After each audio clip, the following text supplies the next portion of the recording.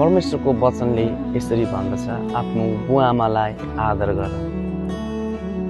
आमा भन्ने बित्तिकै हामीलाई 9 महिनासम्म गर्भमा राखेर संसार देखाउने आमा, आफू भोकै भोकै बसिकन तपाईको पेटलाई भरिदिने आमा, त्यो बुवा जसले तपाईको निम्ति मानिसको गिल्ला सहिकन परदेशमा काम गर्न जानु पर्यो, तपाईलाई राम्रो स्कुल पढाउनको निम्ति विभिन्न किसिमको भनाइहरू सहनु पर्यो।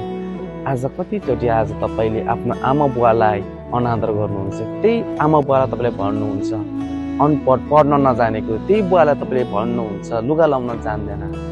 याद गर्नुहोस्, बितेको समयमा तपाईलाई त्यही आमा, त्यही बुवाले तपाईलाई सही मार्ग देखाउनु भयो, जसले गर्दा आज तपाई ठिक ठाउँमा हुनुहुन्छ, जसले गर्दा आज तपाईले सफलतालाई प्राप्त गर्दै हुनुहुन्छ। आफ्नो बुवा आमालाई हेला नगर्नुहोस्। बुवा आमाको महत्त्व तपाईले त्यो दिन थाहा पाउनुहुन्छ जब तपाईको बुवा आमा यो संसारलाई छोडेर जानुहुन्छ। त्यही बेला तपाईले त्यो मायालाई खोज्नुहुन्छ तर पाउनुहुन्न। आफ्नो बुवा आमा साथमा हुँदै आफ्नो बुवा आमालाई आदर गर्नुहोस्। आफ्नो बुवा आमा साथमा हुँदै आफ्नो बुवा आमालाई प्रेम गर्नुहोस्, जसले तपाईलाई संसारमा बाटो देखाइदिए, जसले तपाईलाई सही मार्गमा हिँड्नको निम्ति तपाईलाई निर्देशन दिए।